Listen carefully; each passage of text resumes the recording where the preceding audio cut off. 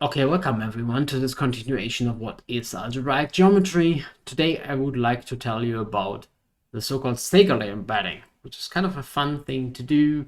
It's essentially this idea of multiplying polynomials in a certain sense. And it kind of solves one of our problems that I was kind of postponing to even tell you about, or I told you about it, but it was very, very briefly. Because kind of the problem is that we have a little bit of a silly topology on the spaces we study. So in algebraic geometry, the Zariski topology is the main topology, but it's kind of a bad topology if you want. And one of the main problems we had is that the products in algebraic geometry are usually a bit nasty, and you really usually, in let's say, you can better define it using the coordinate ring instead of just the product, because the product of affine varieties is an affine variety. The problem is that the topology is not quite what you want. So the topology on the product is not the product topology, but it's the Zariski topology. That's what people do in algebraic geometry. No way around, we want the Zariski topology anyway. And in projective land, we can actually describe the product way more explicitly, which is kind of nice. And that's what I'm trying to explain today in this video. And the corresponding description is called the Segre embedding, named after a mathematician called Segre, I guess. Maybe not. Who knows? I haven't double checked that one. Usually, very often, naming in mathematics is a bit questionable. Yeah. So who discovered something first? People get it wrong all the time. I don't even complain anymore. Anyway, so the story starts with something that hopefully looks familiar, and if you ever teach mathematics and you ever teach students how to multiply polynomials, I would like you to use the grid method, because that's really how you multiply polynomials. So if you multiply a polynomial, like whatever, this one here with this one here, so x minus 4 and whatever it is, then what you should do is you should multiply them in a grid, right? So the first thing hits the other one like in this grid fashion, the kind of the first column. The next one hits the next one and the next one, and the final one hits the whatever. You just do this in this grid fashion. I hope that's not too sophisticated, but it's somewhat the correct way of illustrating whatever correct means. The correct way of illustrating polynomial multiplication, right? It's a grid.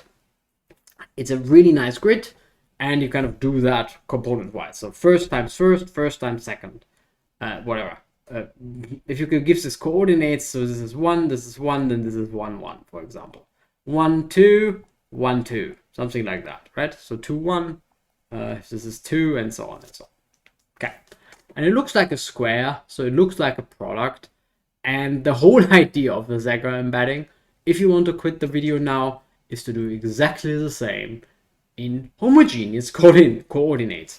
And this gives you the correct form of an embedding in projective geometry. So let's have a look at a better example. So here's an illustration. So P1 cross P1. P1 for me has homogeneous coordinates, let's say x0 and x1.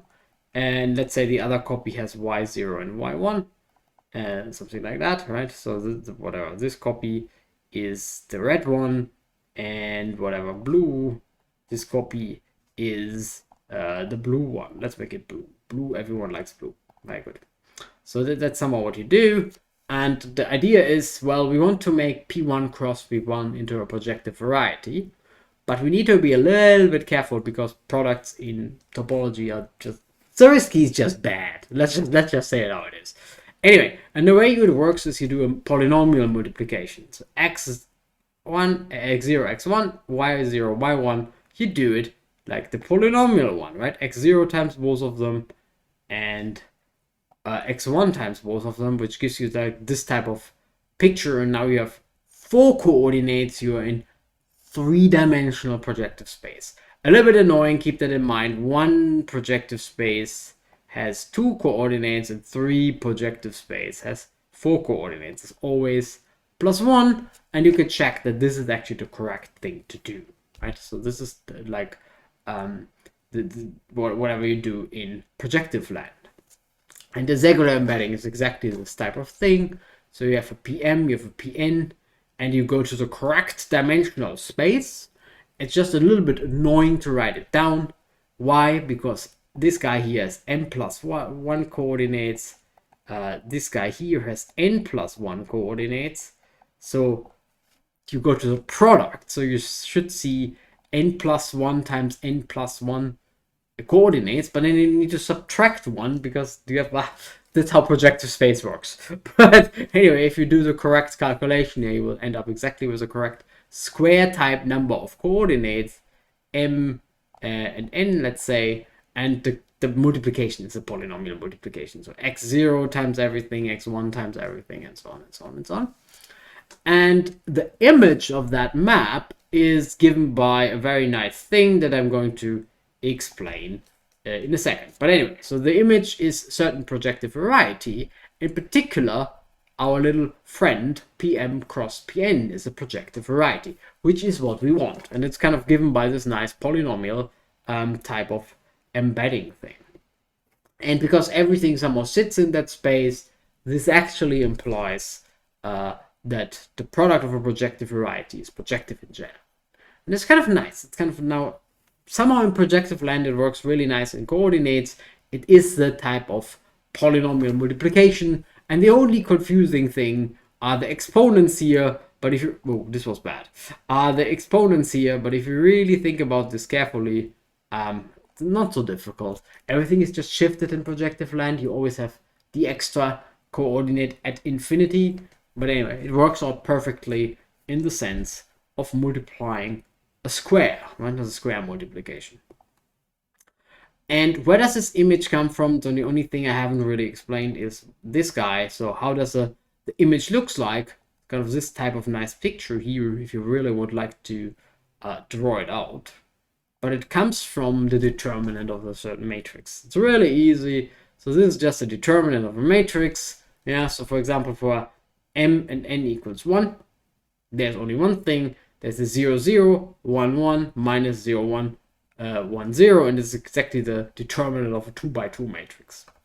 And whatever. In general, you will have some form of a determinant formula.